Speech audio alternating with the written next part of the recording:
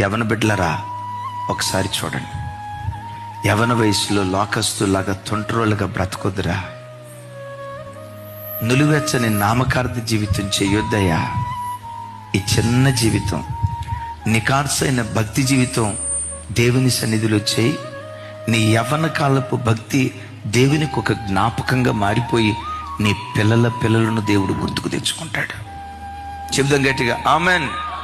నీ యవ్వన కాలములో నువ్వు చూపిన వైవాహిక ప్రేమను, అనురాగాన్ని నేను జ్ఞాపకం చేసుకొని నిన్ను ప్రథమ ఫలంగా నేను మారుస్తూ ఉన్నా. నిన్నెవడైనా నాశనం చేయాలని ప్రయత్నం చేస్తే వాణిని నేను నాశనం చేసి రెండంతల దీవెన నేను నీకు అనుగ్రహిస్తానని ఇర్మియా గ్రంథంలో దేవుడు సెలవిస్తాడు.